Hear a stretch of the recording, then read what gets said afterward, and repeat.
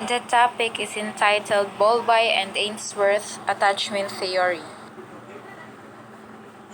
Edward John Mostyn Bowlby was born on February 26, 1907 in London. John Bowlby was a 20th century psychologist and psychiatrist best known for his research into attachment formation and his development of attachment theory. He was raised in a family of 6 children, and his primary caregiver was a nanny. Bowlby studied psychology at Trinity College, Cambridge, where he excelled academically. Bowlby developed his own theories on attachment and child development from years of research, observation, and experience.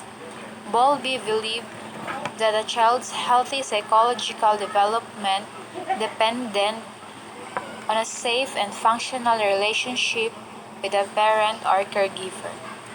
Bowlby worked closely with Mary Ainsworth, his student and eventual colleague, who would go on to develop the strange situation test that measures a child's attachment to his or her caregivers.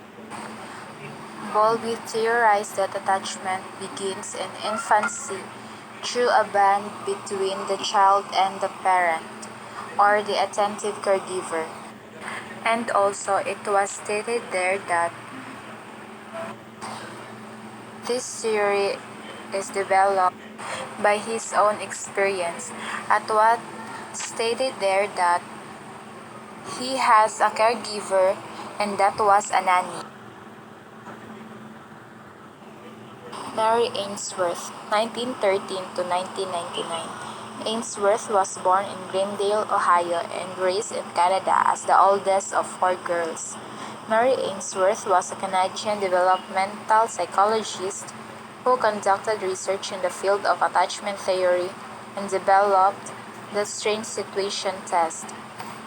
In 1946, Ainsworth returned to teaching in Toronto.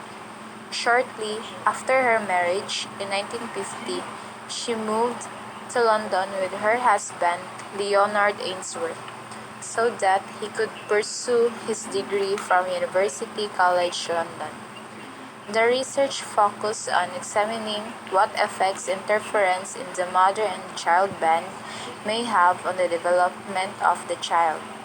Ainsworth's strange situation test was designed to be used with mothers and their children, so her research reveals much less about attachments between fathers and children. Attachment theory. Attachment theory in psychology originates with a seminal work of John Bowlby, 1958. In the 1930s, John Bowlby worked as a psychiatrist in a child guidance clinic in London, where he treated many emotionally disturbed children. When we say emotionally disturbed person or children, it describes a person with emotional, mental, or erratic behavior that affects their decision-making process that may include hurting themselves or others.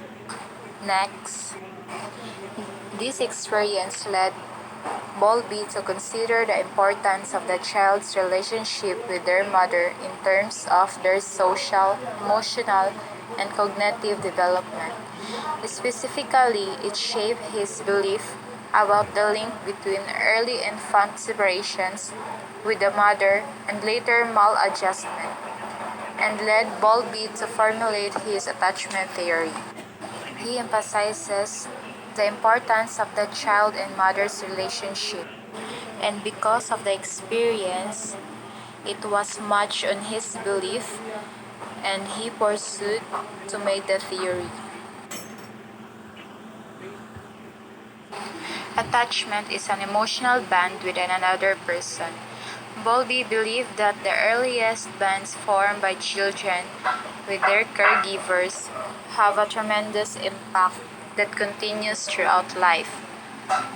He suggested that attachment also serves to keep the infant close to the mother, thus improving the child's chances of survival. It simply says that the bond between the child and a mother is very important because it is the way that there is a big chances a child can survive. Next, Bowlby viewed attachment as a product of evolutionary processes, while the behavioral theories of attachment suggested that attachment was a learned process. Bowlby and others proposed that children are born with an innate driver to form attachments with caregivers. The stages of attachment. Researchers Rudolf Schaffer and Peggy Emerson analyzed the number of attachment relationships that infants form in a longitudinal study with 60 infants.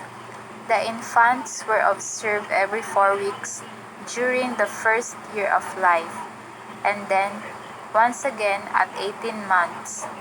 Based on their observations, Schaffer and Emerson outlined 4 distinct phases of attachment. Pre-attachment stage. From birth to 3 months, infants do not show any particular attachment to specific caregiver. The infant's signals, such as crying and fussing, naturally attract the attention of the caregiver, and the baby's positive responses encourage the caregiver to remain close. In this stage, the infant is not yet attached to their caregivers, but the baby's response is enough for them to remain close. Indiscriminate attachment. Between 6 weeks of age to 7 months, infants begin to show preferences for primary and secondary caregivers. Infants develop trust that the caregiver will respond to their needs, while they still accept care from others. Infants start distinguishing between familiar and unfamiliar people, responding more positively to the primary caregiver. In this stage, the infants begin to get attached to their caregivers, and also they are starting to trust their caregivers that it will respond to their needs. The response of infants to the other people is different from their primary caregiver. Discriminate attachment.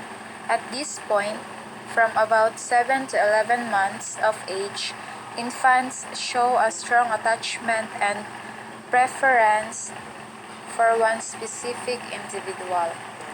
They will protest when separated from the primary attachment figure or separation anxiety, and begin to display anxiety around strangers or stranger anxiety.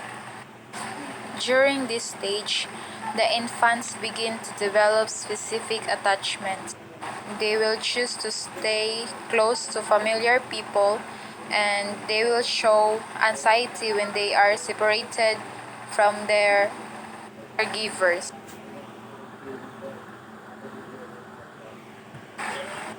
Multiple attachments. After approximately 9 months of age, children begin to form strong emotional bonds with other caregivers beyond the primary attachment figure. This often includes the father, older siblings, and grandparents. This stage, the infant attachments from 2 or more people, including their family members.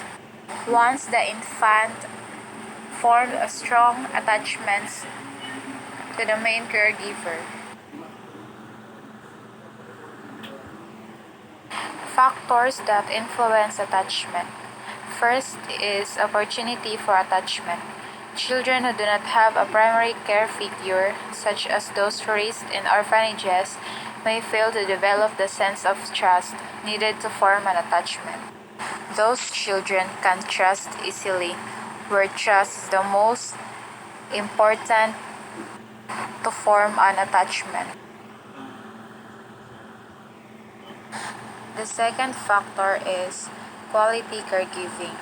When caregivers respond quickly and consistently, children learn that they can depend on the people who are responsible for their care, which is the essential foundation for attachment. This is a vital fact. It simply says that a child will give you trust based on how responsible you are and how you care for them. Patterns of attachment. There are four patterns of attachment, including ambivalent attachment.